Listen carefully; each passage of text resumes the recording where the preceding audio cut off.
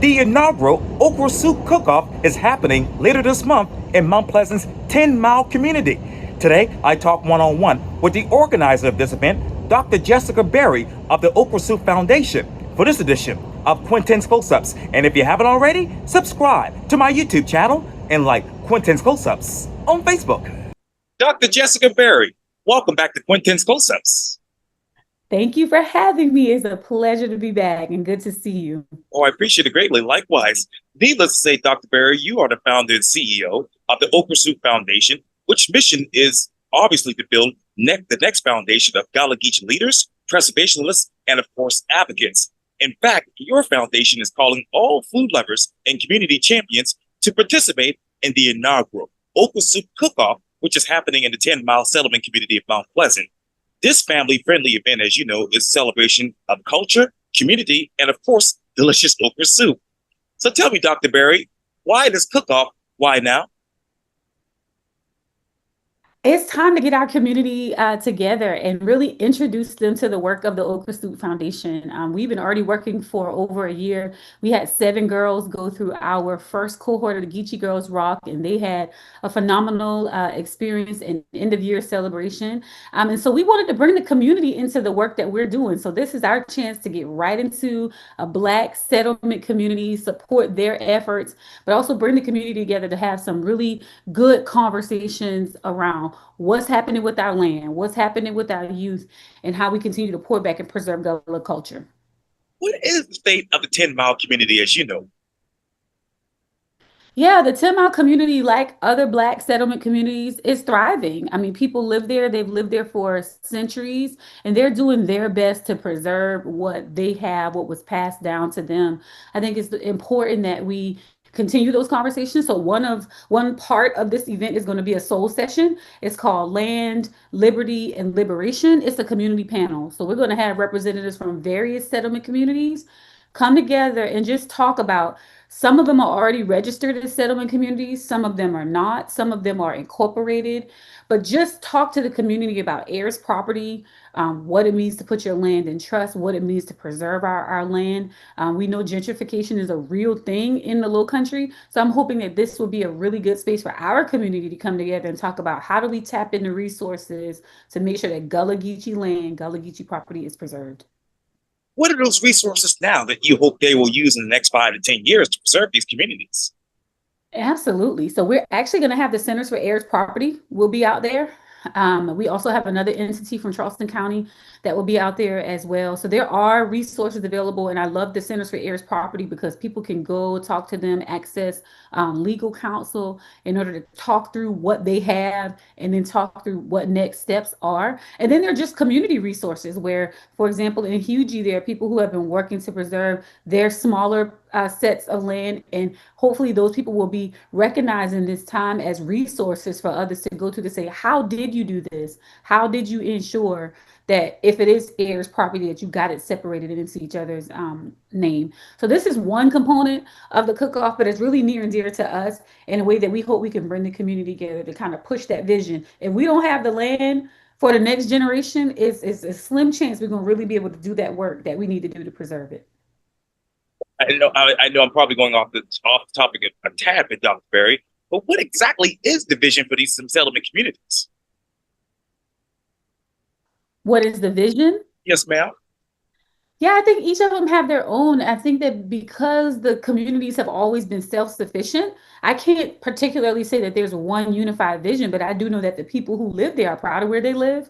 They want to remain where they live. They want their families to have access to where they live. And so now is the time that we do the work to make sure that that continues. I can only speak personally. My family lives in Snowden, and we are really set on preserving what we have. So by any means necessary, keep that property, keep that house in our family. Oh, absolutely. You talk about the family, you talk about those communities. So how do these settlement communities actually embrace the culture of okra and okra soup? Yeah, I mean, a lot of people now are getting back into getting in the dirt and just using their land, which makes me excited because Chef BJ Dennis, like I mentioned, he's actually doing our very first session at 1:30 at the cook-off, and it's called Seed to Soup.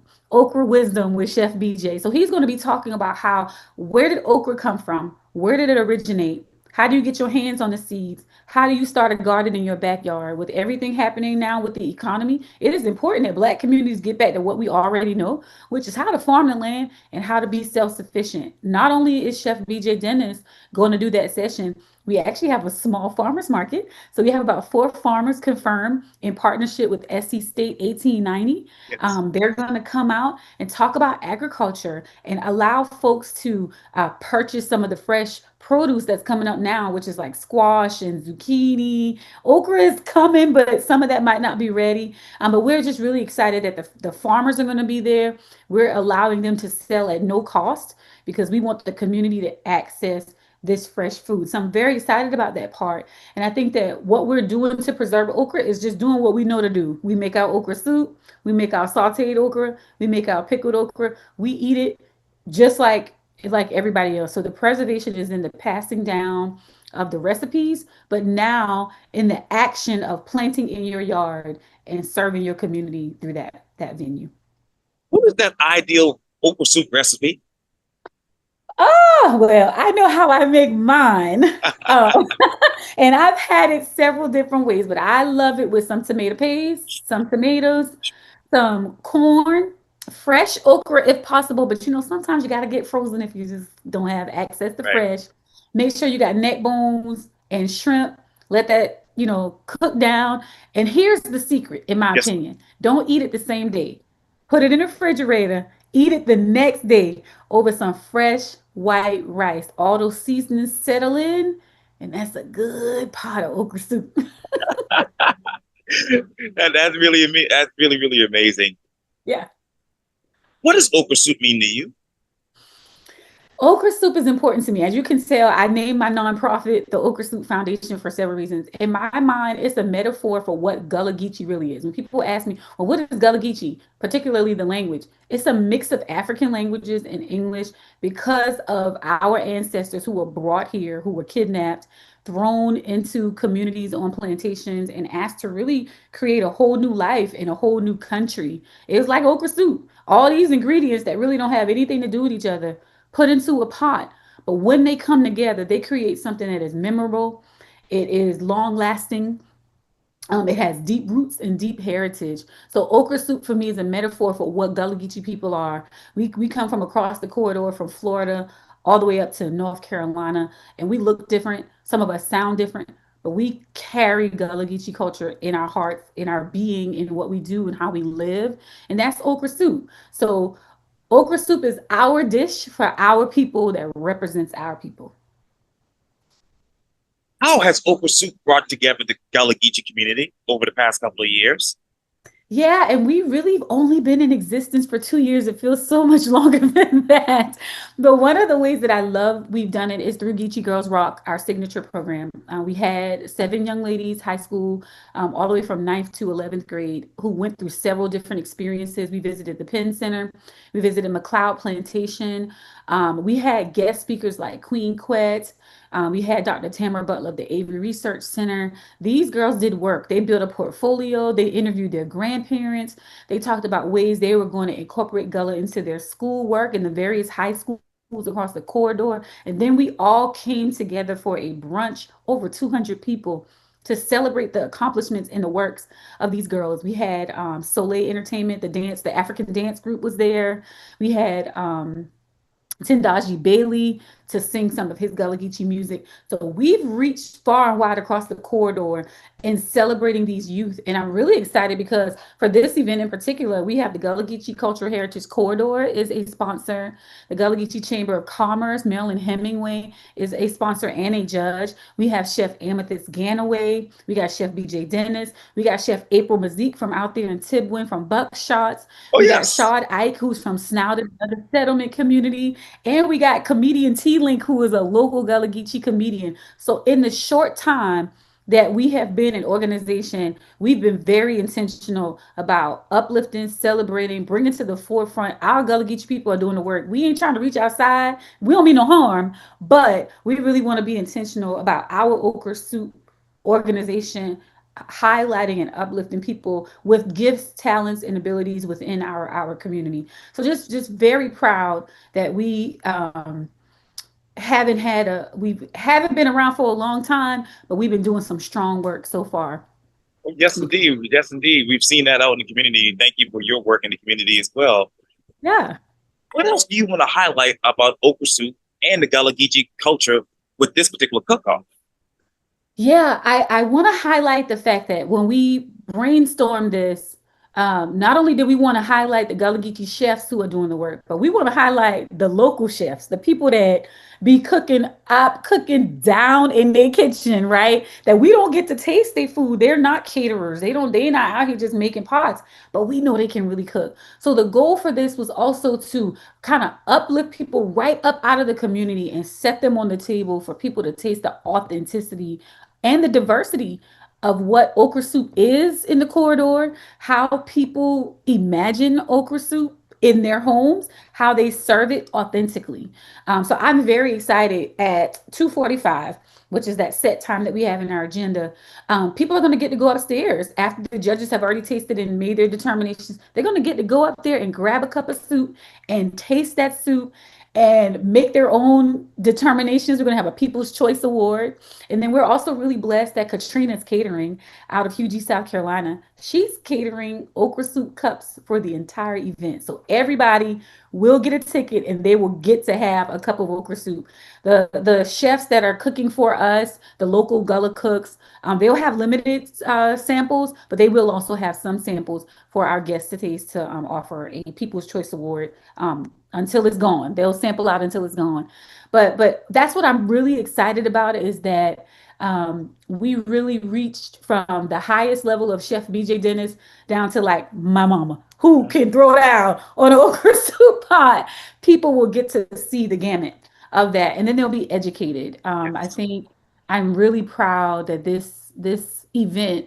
I don't know of anything like it right now where you're going to get educational sessions, you're going to get to hear from chefs, you're going to get to taste, you're going to have a vendor market where you can purchase from local people with their things, and you get a comedy set and you get the line dance. Like we're gonna be doing some of everything. It's a Gullah party. Oh, Is what it yes. is. It's a It Gullah really is. That's going to be very exciting. You talk about the education component of this, Dr. Berry. What are those misinterpretations about okra soup that you want to dispel with this cook-off? Yeah, I want to dispel because when you kind of come a little bit upstate, people will make okra and tomatoes. And some people will think, oh, well, that's okra soup, isn't it? Or people will say, well, they make gumbo in New Orleans. Isn't that the same as okra soup? And like, no. I mean, we don't put blue crab, we don't put oysters, we don't do it with any kind of chicken. That's a gumbo. And then the okra and tomatoes, while it's good, and I think that is one of the ways that we prepare okra across the corridor, okra soup is distinct. It really is distinct. And I haven't been anywhere where I've seen it prepared the way Gullah Geechee people prepare it. It is truly an authentic Gullah Geechee dish.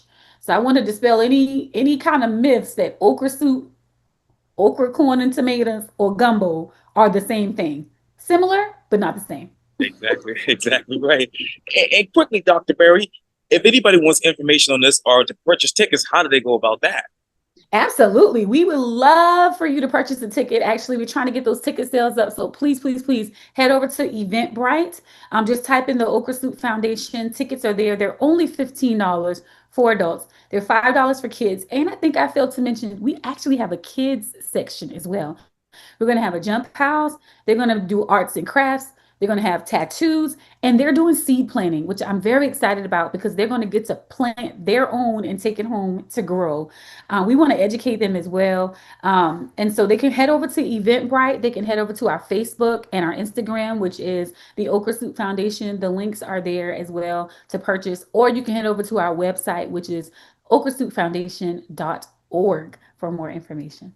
And quickly, Dr. Berry, what is the biggest difference about okra soup when you first started eating it to right now?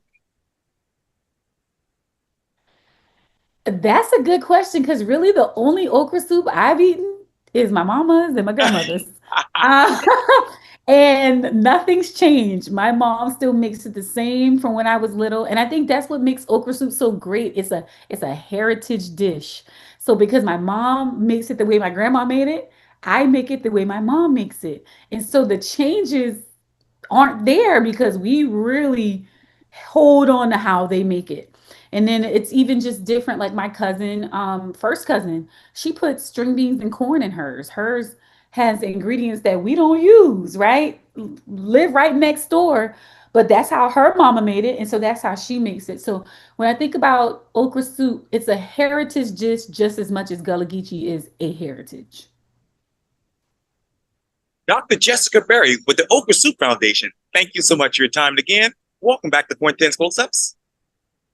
Thank you so much for having me. Always remember, we've been young. Geechee Girls Rock, and the Okra Soup Foundation is really doing work to empower our Gullah Geechee youth. Thank you for having me, and hope I'll see you at the cook-off. We'll be there. Excellent.